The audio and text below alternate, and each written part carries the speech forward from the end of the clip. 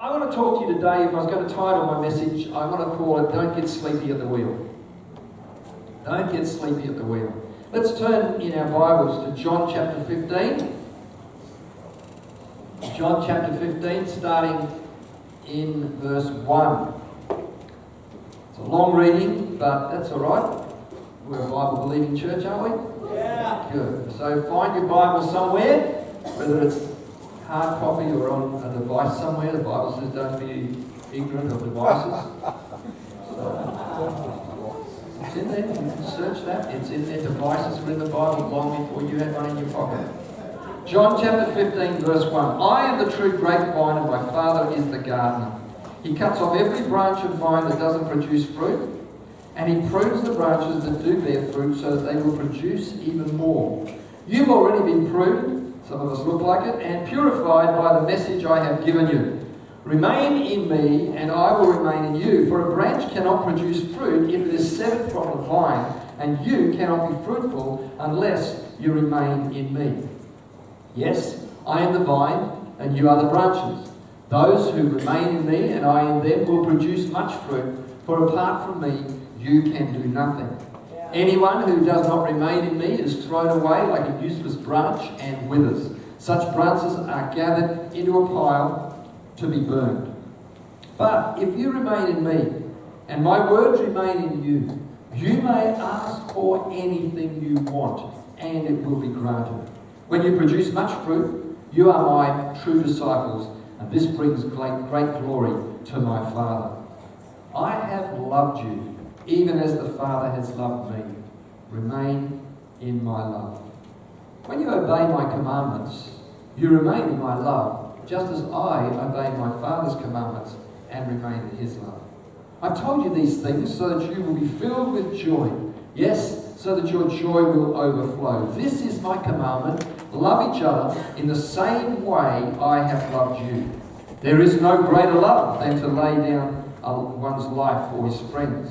You are my friends. So do what I command. I will no longer call you slaves, because a master doesn't confide in his slaves. Now you are my friends, since I have told you everything the Father told me. You didn't choose me. Wow. I chose you. Yeah. I appointed you to go and produce lasting fruit, so that the Father will give you whatever you ask for, using my name. Lord, bless these words to our lives and the words that follow, and may they be the words you want us to hear. And Lord, if I say words that shouldn't be heard, or if I don't say the words that should, with your Holy Spirit, please patch that up and make sure that we walk out of here hearing what your voice is to these people. In Jesus' name, amen. In my former life, I was working for some years part-time in a Bible college as a lecturer and doing administration. And we would, for some years, we would lecture in our home campus in the morning and then drive right down to the south of Adelaide, right way down, and lecture again in the afternoons and do the same lectures. And I was going through a particularly bad time. I've talked about it before, where I had problems with my liver, and you know, when your liver stops living, you're in trouble, and I was getting that way. And so 3 times in those drives, backwards and forwards, it was, you know, over an hour's drive, and through the traffic and so on. 3 times during those drives, I found myself in trouble. Once I looked up to see myself heading straight for a brick wall. Realised I'd fallen asleep. Another time, I was sitting at traffic lights, and suddenly became aware that all the cars in front of me had gone, and I was way back from the lights, holding up quite a long line of traffic behind me. I'd fallen asleep at the traffic lights. And the third time, I did actually get back to the church car park, but don't remember that, and woke up sitting in the church car park. I realised how dangerous that was. I mean, in fact, it was surprising that I'd survived those 3 episodes. And so from then on, I always had a chauffeur. I chose Bible college students who would like to spend some time with me, and we would drive in the car and they'd keep me awake. Or if I went to sleep, it didn't matter because they could jump over and take over. No, because they were driving. And it was absolutely fruitful time and certainly saved my life. But when you get sleepy at the wheel, life becomes dangerous. Yeah. Would you agree? Yeah. What made me think of sharing these 3 stories with you as our sermon, and then we can go home, was that on our trip, we did talk together about the fact that, some of you are yawning around the place, we did talk about on the trip going before we went that it's very easy, you kind of think, oh, I can go a few more minutes, I can go a few more minutes, I can go a few more minutes. And, you know, Steve, that's one of the big killers on the roads, isn't it? That people get drowsy. And so we stopped, we talked actually about the fact that the moment one of us gets drowsy, we need to swap drivers. And the reason we have to talk that way is because I love to drive the car. I don't love driving as much, but I sit more comfortably on the driver's side. And so I like to drive, and Laureen doesn't do much of the driving when we're together. But I needed to tell myself that we need to fix that problem. But we stopped at a servo somewhere, and there was a sign that said these words: if you're feeling drowsy, you're already falling asleep. If you're feeling drowsy, you're already falling asleep. Now, not to have a go at anyone, but you know, even in church, that once you start to feel a little bit tired, then your eyes start to roll, and then it's finished. You and I end up having a nodding acquaintance.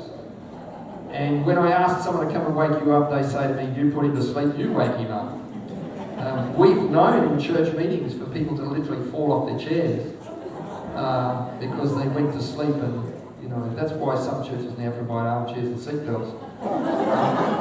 But it's quite biblical, of course, because Paul preached for so long once that a guy fell out of a window on a 3rd story and killed himself. And Paul had to raise him from the dead. May I suggest that you don't allow that to happen in your church unless you can raise someone from the dead. But if you're already feeling drowsy, you're already falling asleep. And I think that that statement can be applied to our lives in many, many areas. I wanted this morning particularly related to our spiritual lives, but I think it can be easily related to other relationships as well. And so perhaps in some of the things we talk about, you might think of a relationship where you're already feeling drowsy. It may be your spiritual relationship with God, or it may be a relationship with somebody that you're close to and you're feeling drowsy in that relationship.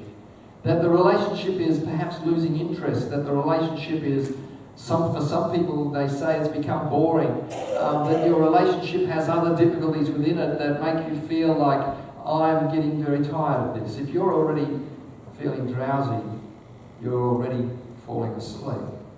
And let me deal very quickly, in case I don't do it during the rest of the message. If I'm talking about a relationship with somebody else, like a marriage relationship or something like that, if you're feeling drowsy, instead of letting yourself fall to sleep and possibly car crashing the relationship, wake yourself up.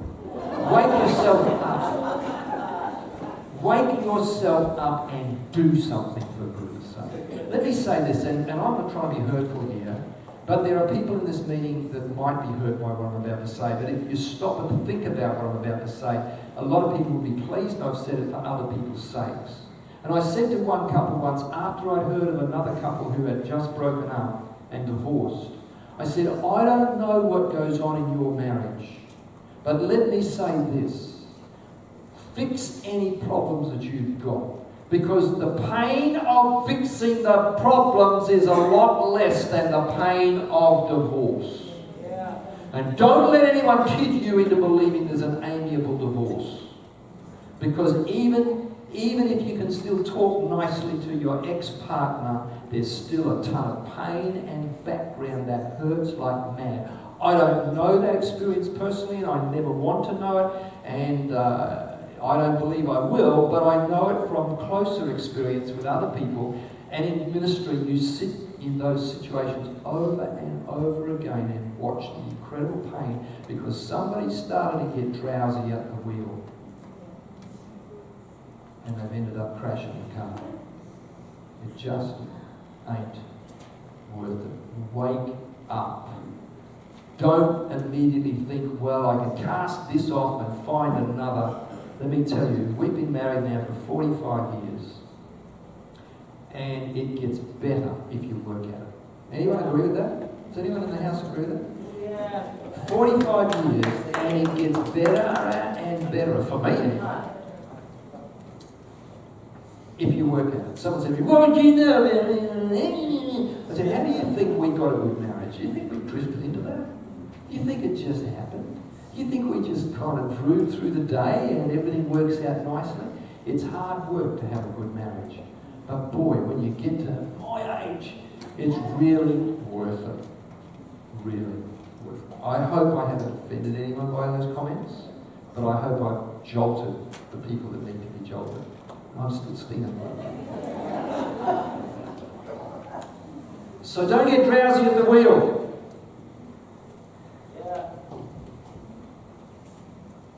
What are the causes of drowsiness when it comes to our relationship with God? And of course, if it causes drowsiness, eventually sleepiness. That's it, sleepiness. One of them is disillusionment. Things didn't go the way you expected. Things haven't worked out as you had. You've seen something that isn't quite... You know, I remember many years ago, I made a statement publicly that I could be in church all day Sunday. I just loved church so much I could be there all day Sunday. And that evening, it's now, and let me tell you this, even though I only work one day a week, that one day being Sunday, that one day of the week wears me out for the rest of the week. Really, Sunday is an incredibly heavy day for a pastor. Oh, do I? Oh, my wife tells me I do work more. Oh, I told you that. Okay. But you know, it exhausts you if you really throw yourself into a Sunday. And why am I telling you this? Oh, because so one day, it's the end of a Sunday, and we were having big services, you know, thousands of people, and you're ministering and so on. And one day, it's now, you know, late after the service, just about everybody's gone home, and my wife is still talking, and she will always blame me for that, but she's still talking. And I said something like, "Laureen, can we go now? I want to go home." And this guy started to backslide because he heard those two statements a distance apart. I could be in church all day, and I'm tired and I want to go home. He put them together and called me a liar. He was disillusioned, and he started to slip away from God because of that. Now, can I say, first of all, he's taken those statements totally out of context. Now that I've explained it all to you, you'd be thinking, yeah, that's a bit dumb. Of course, by the end of the day, you get tired and you want to go home. It doesn't mean you don't love church. But secondly, let me say that for you to get upset because somebody makes two unrelated statements that you put together and make something out of them, that's your problem. That doesn't say anything about the other person. See, I was called a liar. And so disillusionment set in. But really, when we allow ourselves to get disillusioned, what it really means is we put somebody or something on too high a pedestal, and when they fall, we get upset, but we should never have put them there in the first place. It's as simple as this. You have pastors and leaders in the church. There are pastors and leaders in other places. There are world leaders that we know around the place, and we get disillusioned with them. Let me say this. Never allow a person to be exalted above where they ought to be. And never forget that everybody other than God is a man or a woman. Sorry. I still am of the generation that uses man as a generic term. And I'm not politically correct. But never allow yourself to put a man or a woman up too high. We should respect, we should honour, we should show those things to people. Never get the tall poppy syndrome that says, he's just a man. But don't get to the point where, you know, he's this holy man and now he's got holes in him. I've had people come in and say, we want your advice on something because we love you and we think you're so wise and blah, blah, blah, blah, blah, and you're our pastor and blah, blah, blah, blah, and so we want your advice. So I give you my advice. Well, you know, you're only a man. You see, we put people where we kind of want to categorise them, and then we can get disillusioned. Don't let that happen to you. And can I say, I wasn't going to say this until a few weeks' time, because I've got a stack of things I want to say in the last 2 weeks that I get to preach. You want to hear what Pastor Paul really thinks? Come on the last Sunday I preached before. You know, I was going to say this up to the last week while I'd got my shoelace. I'll tell you about this. You know, there's such a thing as trust tax. Did you know that? It's not a very dignified way to stand, is it? There's such a thing as trust tax. Have you heard of that? Well, what happens is this. Let's just stay with the church. Every pastor pays tax for the previous pastor's faults. That's true. You see, a pastor messes up, and people then retreat a little from the new pastor because the old bloke messed up. It happens. This is not disparaging to the previous leaders of this church, but I paid a lot of tax for the people before me. And unfortunately, Pastor Chris Collins is going to be paying an awful lot of tax because now there's 3 of us in front of him. And one of us, not mentioning which one, has made a lot of mistakes. And they're still very fresh in people's minds, not to give any clues. Don't do that. Just let him start with it. Let's write off the account and say, there is no tax owed. We got rid of that guy, there's no tax owed, so we're not going to put it onto his account. All right? Can we pledge? Anyone willing to join me on that? The rest of you repent before God. Another one is disappointment. You've wanted things. You've asked God for things, or you've believed things. We've had lots of prophecies over this church, and some of those things have come to pass. Some of those things have sort of looked like they're going to come to pass, but we really aren't where we ought to be. And I could walk away from here disappointed. But the Bible talks in Proverbs about how clouds going over the desert, heavy clouds going over the desert, are like a promise made and not kept. It's like heavy clouds going over a desert and not dropping one drop of rain. And sometimes we even go that far with God and think He made that promise and He never kept it, and I'm still dry and barren. But the book of Hebrews is an amazing book, and chapter 11 is one of the most amazing chapters in the book. And you get a person who's really into faith, and they're really into faith. I mean, really into faith, and they'll get upset with you if you talk like this. But do you know that if you read the book of Hebrews and work your way through chapter 11, work your way through pretty well every person in the faith chapter, the big chapter of the heroes of the faith, you'll find that hardly one of them got the promise that God had made to them. What about faith and confessing the word and all of that? I'm sorry. Hardly one of them. Abraham. We've had this debate before. Did he even get to see? He got to see Isaac, of course. Did he get to see Jacob? Only just. Did he see any of Jacob's kids? This is the man who's going to have more kids than the stars in the sky and the sand on the beach, and he hasn't yet even got one little star for himself. Hardly. But let's go to the end of Hebrews 11. And you've got droves of people who it clearly says they were cut asunder. Now that sounds like a kept promise, doesn't it? You'd be really thrilled if God said, "Hey, before you die, you will be cut asunder." You'd be looking forward to the fulfillment of that promise. No, they've had good promise and end up cut asunder, eaten by lions, run over by trucks, crashed in aeroplanes, and never saw the promise come to pass. So you could walk away all disappointed and say, God broke His promise. But have a look at Abraham's children to this day. Billions or millions, multiplied millions. I mean, there's millions of Jews right now living in Israel, but there are Jews all over the world. There were 6 million of them killed during, Second World War, and there's still millions of them around.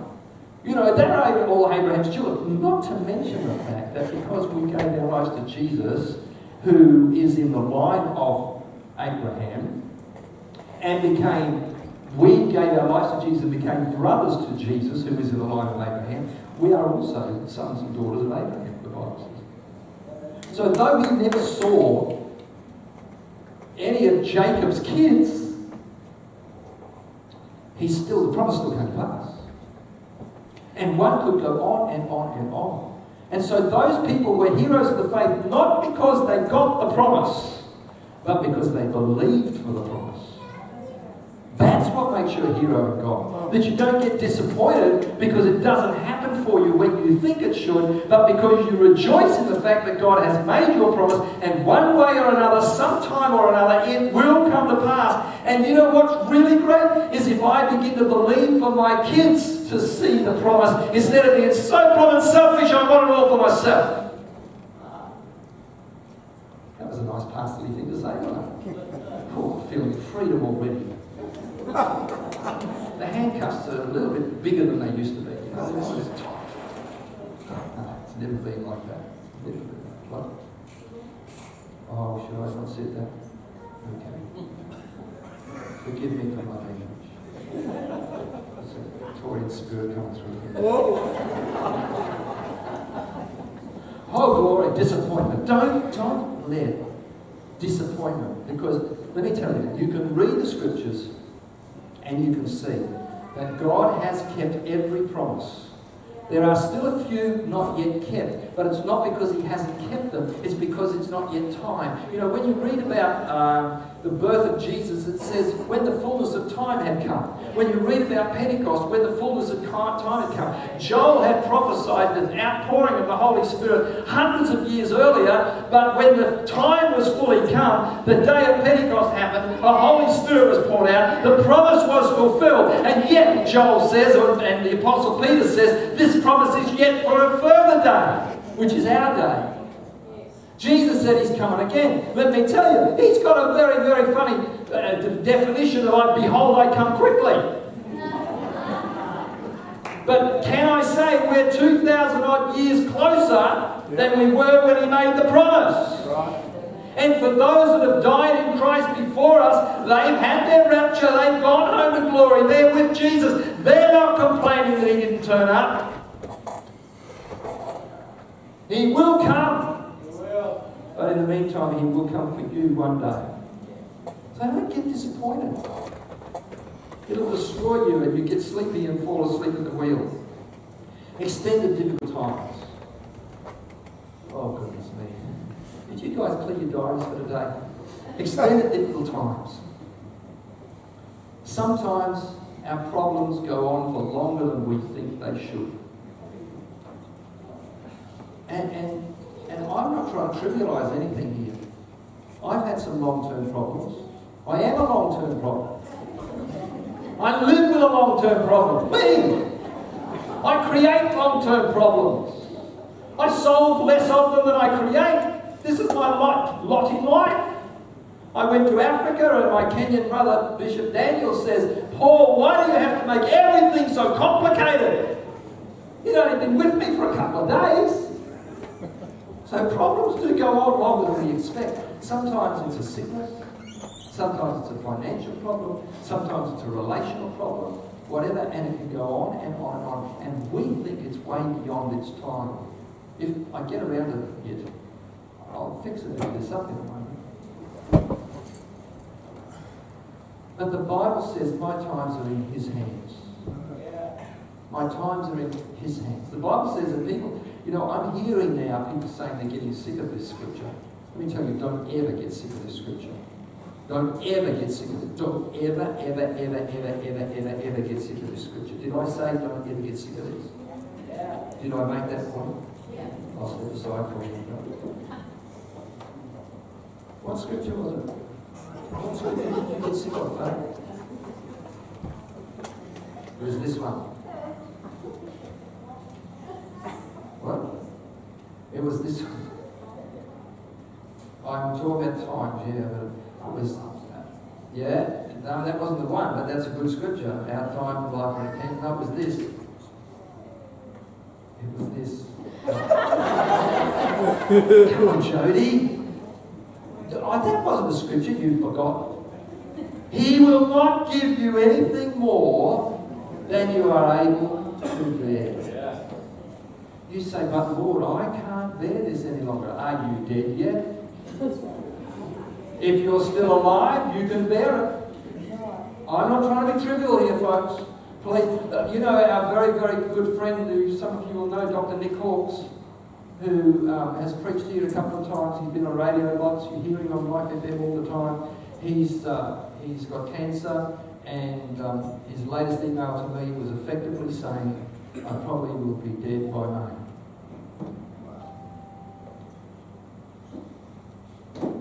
He's been battling it for some time, got into remission, he's come back again even worse. What a wonderful man of God, a very dear, dear friend of mine. He has impacted my family in ways that no one will ever know. But you know, he's almost Pauline, if I can use that word, from the Pauline epistles in context of him, in the sense but if I die, I'm with Christ. If I stay here, I've still got more I can do for Jesus. And he's just living the dream.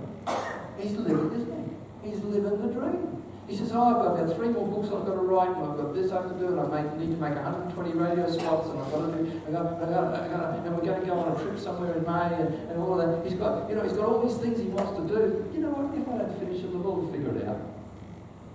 But he's not getting sleepy at the wheel because of the extended difficulties in his life. In fact, if anything, he's getting more excited about what God can do through what he's doing. And the fact that he can cram all this stuff in. He says, the only bad thing about it is I look so good.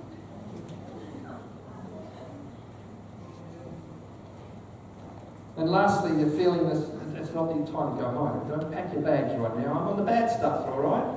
It's just finishing the bad stuff. Feelings of powerlessness. Things that you can't change. Anyone got anything in your life you can't change? I know, nudge it right now. Give you a nudge. Things you can't change, doesn't matter what you do. You've tried everything. You've tried all of Pastor Paul's advice. You've bought every one of his books and put everything he said into practice. You've even asked his wife, are those books true? And she said, absolutely true. And yet it still hasn't changed. You've prayed, and you've prayed, and you've prayed. You've starved the dog, not literally, starved the dog hoping it's going to die. You've fed the dog, hoping it's going to become the strongest one in the fight. Some of you know what those phrases mean. You've done everything possible to beat this thing, and it just won't give up. Don't let it destroy your faith in God. Don't let it make you get sleepy at the wheel. Because if you do, let me tell you, you will fall asleep and you will crash. I've seen it. I've seen it. The pastors in this place, the key leaders of church in this place, have seen it over and over again. Good people who have crashed because they got drowsy and didn't realise that that means they've already fallen asleep. You know, if you used to really enjoy worship and now you come along and say, I wish they'd get this over and done with, you're drowsy at the wheel. If you used to love the Word of God and you don't even open the pages now, or you only read it when you can find time, let me tell you, you're drowsy. If you never share your faith with anyone, I'm sorry, this is blunt, but that's the way I am, and I have been for 15 years. And let me tell you, you folks there, Dean and so on, you would know, in my first 6 months in this place, I was as blunt as a meax. Is that right, meax? Other than when you gave me the socks. You can't remember who you say. You're only 80, what's wrong with you? Pat, wasn't I blunt? Aya? You don't remember either. Nothing's changed. Thank you, Aya. One thing about Aya, I can always go to her for a word of encouragement. But you know, if these things, if just the Christian basics, the basic rules of survival, read the Word, go to church, worship, prayer, witnessing, if those things are cold in your heart or not acting in your life, then you're drowsy And you could be like me, heading for a brick wall somewhere. I just tell you, if you're feeling drowsy, you're already falling asleep. And at what point when you fall asleep, you don't know. Even since those experiences in recent times, I don't sleep well. So there are times when I've been driving, I thought I'm okay, and all of a sudden I'm aware that I'm not. They call it a microsleep. That, you can just go for a split second and you can kill yourself. Spiritually, it's the very same. Oh, glory, this is great fun, isn't it? I love this stuff. Okay, so, how do we get out of this? One of the first ways we get over the drowsiness is to get your theology straight. Oh, no, that's boring. Yes, it is. But so sitting in the car with your eyes closed in beautiful scenery while your wife's driving boring. But it saves your life. So is getting on the train or the bus or something to go somewhere because you can't afford to drive because you'll fall asleep. That's boring. Staying home all the time because you fall asleep all the time is boring. So, the way to stop you killing yourself in a car crash can be very boring, but it's a lot more exciting than crashing. And yes, it's more exciting to do boring things to keep yourself alive than it is to crash. Simple. Okay, I don't understand it either, but here's the point. Thank you.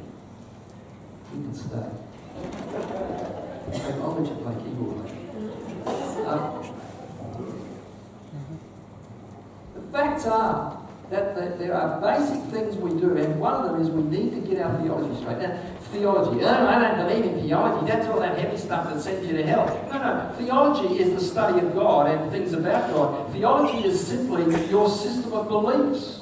What do you believe about God?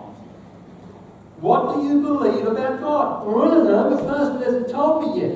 Find out for yourself. What do you believe about God? If your pastor's so slack that he hasn't taught you any theology, find out for yourself. What do I believe about God? And you know where I found the best resource? There's one amazing resource that will change your life when it comes to reference about your belief about God. It's called the Bible. It's amazing. I'm stunned that in one book you can find all this stuff about God and you can actually get you there just in one book.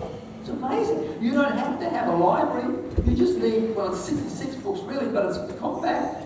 It's just the whole Bible. No, it's not. I'm saying the New Testament, Psalms and Proverbs. No wonder I don't know my theology.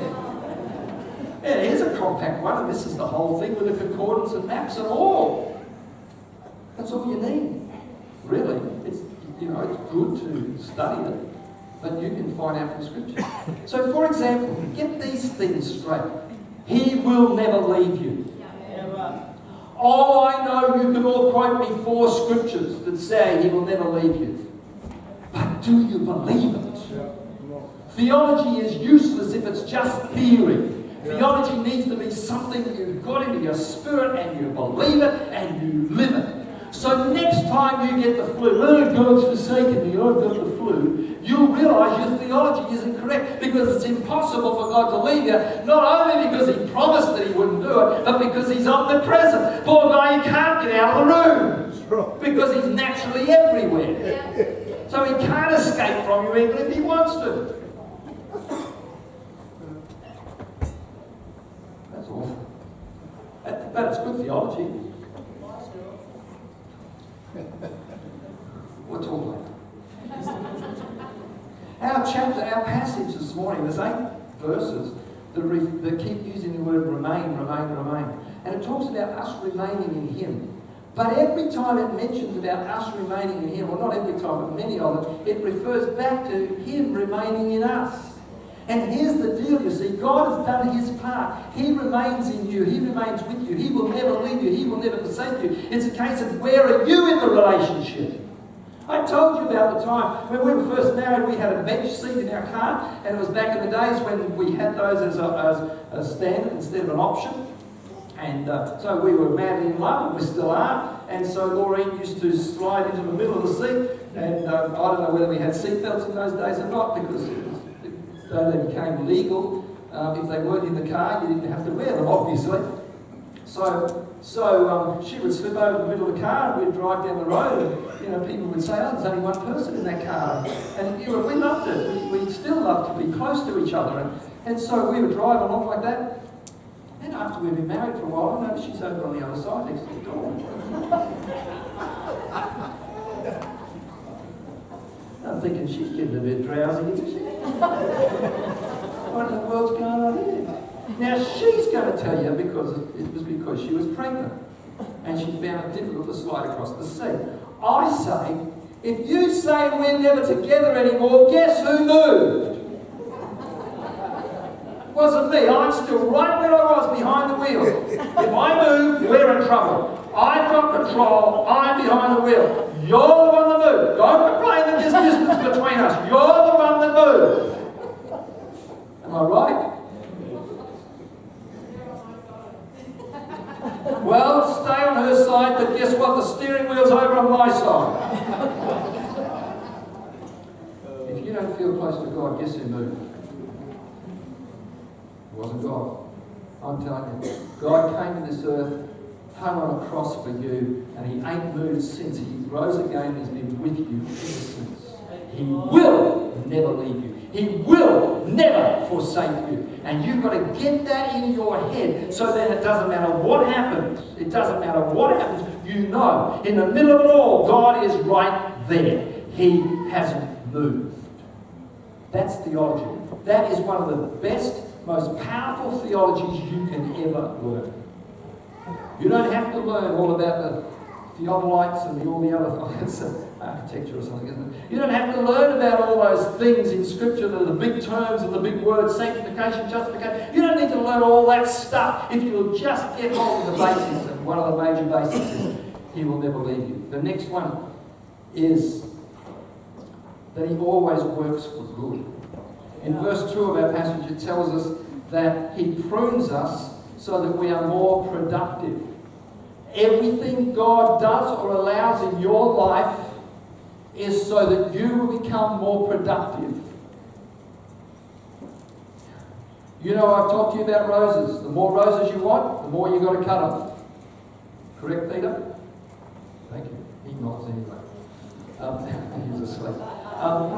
Yeah, you know, roses are, the more you cut, the more you get. I cut this off a branch this morning. What is that? What is it? Grapevine. Thank you. And now, look, it's not as bad as I want it to be, but it is starting to look a bit droopy, don't you think, Peter? Yeah, Peter's my resident gardener. He comes around every week and tells me how bad my garden is. Tells me what I have to do, and no wonder I have to retire just to keep up all the orders. But it is really droopy. I only cut that off about 2 hours ago, maybe 3 hours ago. It's already starting to droop. Now, we all know, we don't need Peter to help us this. We all know that a piece of grapevine cut off is not going to last long. Is that right? It won't last long. By tonight, they'll be pretty. Oh, shut up. You don't need you. Pretty average. That's a good, thank you, Will. That's the way, it's pretty average. Secondly, we all know that I'm not going to eat anything off that. Is that right? But, let me tell you this. If I do it right, and I prune my grapevine properly, next year, I'm going to have so many grapes, I wonder what to do with them. That will give me the gift.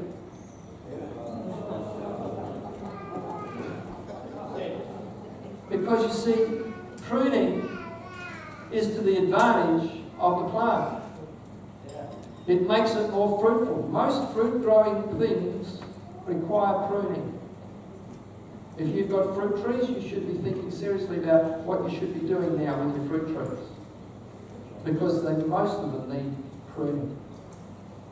And sometimes you feel the secateurs around your heart or somewhere, and you think, God, what in the world are you doing to me? But if you recognize that God, no matter what He allows or does in your life, it's going to be for your benefit in the end, you will not worry about it. You'll allow it to happen. That's why my friend Nick is going through what he's going through with a smile on his face. He's not being light-hearted about it. He's talked to me about the foster boys. He's talked to me about his wife who was left behind and his kids and so on. He's talked about all of those things. He's not treating this lightly, but he knows that God will bring good out of this one way or another. Now, when you get that into your spirit, you can face any Big Mac truck and it won't bother you. No, please don't do that, but you know what I mean. You can face anything and it's not going to bother you. You might get a bit hurt and, shed a tear or two, and that's fine. We're allowed to grieve, but it's not going to destroy you because you know that He works everything out for your good and that so that you will be more fruitful. The third thing you need to know is that He loves you consistently and regardless. See, most of us have experienced love one way or another. For those who are in love or can remember, we've experienced love one way or another, and often it's let us down. Often it's let us down. I've had people swear their undying love to me, and in 2 weeks' time they're gone. Maybe they just got too close to me and realised who I really am or something. I don't know. But, they oh, I love you, I love you, I love you. I've had people say, oh, you're the best pastor in the world. And 2 weeks later they're gone without saying a word. You think, how does that happen? And that's pretty disappointing. That you've had a relationship with someone, and I'm not talking a fancy romantic relationship even. You start to move close to someone and you think, oh, I reckon I could really be friends with this person. And all of a sudden something goes wrong. Or maybe you've had a long-term relationship just with a friend or a marriage relationship or whatever, and it's broken and it hurts. But you'll never have that with God. Never. Have you ever been with someone who you feel love today and no love tomorrow, and then love today and no love tomorrow, and love and love and love and not love? And have you ever been with that kind of thing? You'll never feel that with God. Some people, their love is like this. God's love is just like that. It never changes. It just never changes. And you know what the standard of God's love is? You know at what point it never changes? At the point that He's willing to die for you. Thank you, Lord. He died for you. And if He had to do it all over again, He'd do it all over again. Thank God it doesn't have to happen again. Because once He's dead for you, He's dead for you. But it never changes. It never. The same love that drove Jesus Christ to the cross is consistently ready for you at any moment of the day. It never changes. It never changes. And I don't mean to keep making this personal, but I know this one fact in my marriage. This is the one fact that I can base my life on, and that is that Maureen loves me. And I know that I'd be very hard pressed to change that. I'm not going to try. It's not worth the temptation in case she has one of those weak moments. But I probably have tried, not deliberately. But I know that even when I have done things that would disappoint her, she still loves me. She still loves me. In fact, very often when I have done something that would disappoint her, she has moved even closer to prove that she still loves me. I can't change it. I don't want to change it. But if my Lorraine can be like that with me, let me tell you, your God can be way better than that with you. Yeah. It never changes. And He talks in our passage in Scripture about you need to love Him as He loves you. And He talks over and over again about remaining in love. Remaining in love. You see, love isn't just a physical feeling. Sometimes that can be just lust. But it's not just a physical feeling. Love is actually a decision that we make. You can love anyone if you choose to. Some of you even love that? You thought, poor guy, he needs somebody. You can love anybody if you choose to. How much more can we love somebody who really loves us? God's love is unchanging, it's consistent, and it's regardless. Let me quickly take you through 2 Bible stories, and then I'll let you get ready for the next sermon. I'm going to go home. Let's look at the Israelites. God promises them, I'm going to get you out of Egypt, and I'm going to get you into Canaan. And they're all, whoopee, isn't this wonderful? So, by a series of something like 13 miracles in Egypt, And then, of course, they get to the Red Sea. Oh, he sets them free, right? And they're out. But the enemy's still chasing them. So they get to the edge of the Red Sea, and they all get fidgety. God's forsaken us. We'd be better off to have stayed in Israel, in Egypt, and died. And what's going to happen just now? Poor us. We're all dead.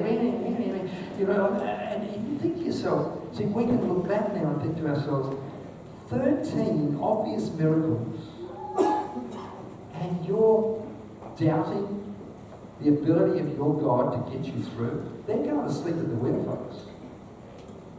So God says, march on. Just go for it. So they walk forward, and the sea opens up in front of them. This massive sea opens up in front of them. And they walk through on dry land, you know, they cook a couple of fish out the wall for lunch later, and the shark with his mouth open can't get to all that stuff. You know, they just walk through, it's fantastic. They don't even get their feet dirty. This is not clay, they don't end up with mud all over them or anything. They just walk through on dry ground, get to the other side, the whole thing collapses all over the enemy, destroys the enemy. Within 2 or 3 hours, they dance and they sing, you got to read the song, the horse and the rider have been cast into the sea and all this stuff, you know. 2 or 3 days later, there's no water. And before, they didn't want to go into the water. Now they want water. And so there's no water. So, we're going to be better off to join in Egypt. God's forsaken us. Moses is useless. So God says, there's some water. Have a drink. Oh, wonderful, we got water. And this goes on and on. I think to myself, hasn't God proved himself to you yet? How much more do you need? So the pattern continues right up at the banks of the Jordan River. They're happy. And then all of a sudden, they see that there's giants in the land. Oh no, giants! How can we ever beat the giants? And so they become critical of their leadership. You brought us out here to die. We'd be better off with the leeks and the garlics. Well, if you want to live on leeks and garlics, go ahead. I prefer grapes and all that stuff. And so they're, whinge, and they refuse to go to the promised land. And then who do they blame? God and Moses. And then, by the way, when God says, well, that's the end of you, forget the lot of you, wander around the world, do whatever you like, I've had enough. Oh no, God, we'll go now. He says, too late. Sorry, it's too late. You can read that in the Bible, it's too late. Now, he did take them in 40 years later. By the way, the promise was kept. Just as the ones the promise was kept to, they fell asleep at the wheel and crashed into a wall. It's them who disqualified themselves from the promised land, not God. But let's have a look at the story of Job. As a religious novel, the story of Job is horrific. You think about it this way. Job's having a wonderful life. He's just enjoying life. He's having a wonderful life. And Satan, the enemy, the devil, whatever you want to call him, he's walking around on the face of the earth and through the universe, just having a look around. And he hears some music playing, and he looks over, and all the lights are on in heaven, and the gates are open, all the cars outside. It must be a committee meeting going on. Might pop in and see what's going on. Read it in the book. Read Job. So he wanders up, and he just wanders in, contrary to all our beliefs about Satan not being able to be in the presence of God. He just wanders right into, I don't know if they were in the throne room or just the committee room this day, but God was there, and he just wanders in, here I am. And next thing you know, he's having a private audience with God. And it's not, what do you think you're doing here? It's, where have you been, he says. He says to Satan, where have you been? He says, I've been on holidays. And he says, no, where's your Willie been? He says, it's Willie been in jail, but I tell everyone I've been on holidays. And God says, why have you been having your little stay? What have you noticed? Things are going good, Lord, it's not a bad world you created. Most things are okay, except some of the things I messed up, but it's all going okay. And God says, see, this wasn't initiated by the devil. God says, have you seen my servant Job? He is perfect, or some such word as that. And Satan says, yeah, God, that's all right for you to say. Of course he loves you. You've blessed him. He's got millions of bucks, and he's got a big family. He's got sheep and goats, and he's got everything going for him. Of course he's good. You've blessed him so much, Lord. Why wouldn't he be good? And God says, okay then. Have a go. That doesn't sound very nice. He says, I'll tell you what, we go after him. You can touch everything but not him. You can't touch him, but you can touch everything. So in one day, literally in one day, everything Job owns, including his family, is wiped out. Wiped out. If you read the passage, it's so horrific. The guy comes in and says, one of the servants comes in and says, your house, all your kids' houses got destroyed while they were having a party, they're all dead. And while he was still speaking, someone else comes and says, all your sheep are dead. And while he was still speaking, someone else comes, all your camels are dead. Someone else comes in, all your turkeys are dead, all your peacocks are dead, everything's dead. While he was still, so it's this constant, bang, bang, bang, bang, bang, bang, bang, all in the one day. Well, that sounds pretty good. You know what Job says? Well, naked I came into the world, naked I'll go out of the world. The Lord giveth, and the Lord taketh away. Blessed be the name of the Lord. See, that man had his theology sorted out. He's thinking to himself, God will never leave me. He's thinking to himself, God is always doing good for me, and God's love for me will never change. So Satan wanders back into the next committee meeting, and to cut the story short, God says, have you seen my servant Job? Yeah, whacked him around, and it didn't help much, but I still think you're protecting him a bit, and if you'd let me have another go, all right, have another go, see if he does care, but have another go. He says, but this time you can touch him, but you can't touch his life. So wham, Job's sitting on a pile of ashes covered in boils, painful boils. We don't know what boils are anymore, I don't think, but he was covered with these things. In agony, and all his mates are nana for hours on end, telling him what a bad man he is, and so on. And his wife says to him, curse God and die. You know what Job said? One version actually says this, you stupid woman. I don't suggest that. I'm just telling you, that's it. You stupid woman. You're really happy, listen to this for theology. Listen to this for theology. You're really happy to take all the good things from God, but you're not prepared to take the bad things from God. Whoa. Now there's something to chew on for a while. If you'd get your head around that one, you wouldn't be too worried about the things that are going on in your life. Now I think my theology comes in here, I'll make up my own story, that I think Satan's back on his way for another committee meeting. Job has no idea what's going on. And I think Job suddenly realises, you know what, this isn't so bad. I'm still alive. God still loves me. He hasn't left me. He's in it for my good. And so he says these momentous, amazing words. Lord, even if you kill me, I'm still going to trust you. And Satan's about to go through the door to the next community and say, what's the use? It doesn't matter what I do to this guy. I can't get rid of him. And in the end, Job is more blessed than he was to start. Now, it's an interesting story. You read it, you might get bored by all the friends matter in the middle of it. But let me tell you, there's a basis in that story that we all need to get a hold of. And that is that we're God's children, and it does not matter what happens. It will all work out somehow for good. In the end, we will still know the presence of God, and we will know that He loves us.